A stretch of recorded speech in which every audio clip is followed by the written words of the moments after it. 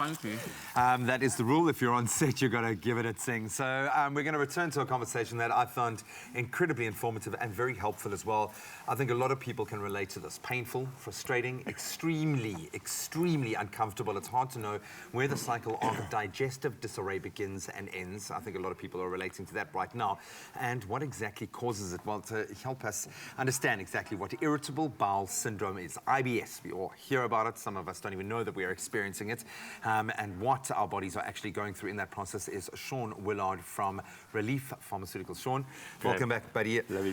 I no longer have a gut feel that this is going to be really helpful because after our first experience chatting together, I learned a huge amount. And I hope a lot of people are feeling a little less kind of shy to broach this conversation, whether it's with their pharmacist, with their partner, with someone that knows, or at least with us right now in a one-way flow of information. But let's start with IBS itself. Why does it happen? Dumb it down for us. What's actually going on in the body, in the gut? It's a very difficult one, actually, because the cause is really unknown, Graham. But they say that people with irritable bowel syndromes have a digestive tract that's just a little bit more sensitive. So that obviously impacts on your colonic or your bowel movement, as well as, you know, bloatedness and all the rest of it. So in the end, you experience more pain, you experience more of a movement. Could be constipation, could be diarrhea. They're not really sure what causes it, but remember we talked about that gut-brain axis yesterday? Something to do with that disruption in the communication of that highway of information that does impact that. Speaking to one of your colleagues this morning, it kind of dawned on me that's probably the core of our evolution, was the relationship between our brain and our stomach. Everything else kind of stems from that. So it stands to reason why this can have such a devastating effect. It disrupts your day, the way that you operate. We know that I get hangry for one, but with an upset stomach or something that's that imbalance, it can really affect you.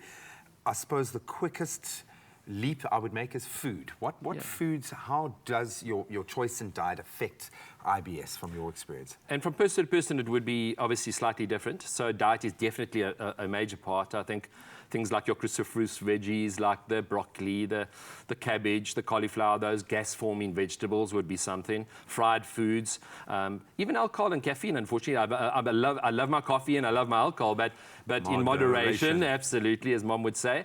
So from our point of view, it's just obviously keeping a food diary, checking what it is that really inflames the symptoms. Stress is a huge part, and aren't we living in a sort of type A personality life? It's the human condition. Scoffing that food down. So I think it's also the way we eat, not just what we eat. And the effects can be very extreme. So what are some of the more extreme symptoms and effects of IBS?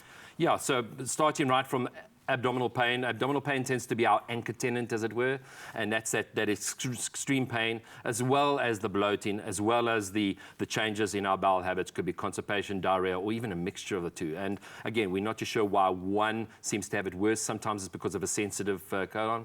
Immune system changes, and of course, ladies tend to have more symptoms. 2/3 of IBS sufferers are ladies. You know, I know it also then affects the way that you're eating. If your hunger is being satiated too early, with all of these different things, can have a massive effect on the way that you live your life, which is, you know, I think part of the major issue here that it can change its form. It can be look or exhibit differently every day. Can those symptoms fluctuate and change? And at what point do you say, okay, I need to go and speak to a health professional because this has gone on for too long? Yeah, absolutely. It can definitely change. As again, abdominal pain tends to be the common denominator, but there's so many other symptoms that kind of vacillate around it, even as much as nausea and indigestion can be thrown into the mix. And as we say, 2/3 of ladies are IBS sufferers. So from a monthly cycle point of view, it tends to be worse at certain times of the month. So I think if, again, we spoke to it yesterday, if it's a chronic condition where we're having it weekly for the last 3 months and the symptoms have been diagnosed in the last 6 months, that's definitely a sign that you need to maybe see your healthcare practitioner, and it's not just a bad pizza. And yeah, on that note, I mean, if it persists even for a few days, then you know it's not just a bad pizza, that you can find relief for it. So stay with us. We're going to continue our very important conversation after the break and take a closer look at how you can manage your symptoms of IBS. And yes, there will be many, many more puns along the way.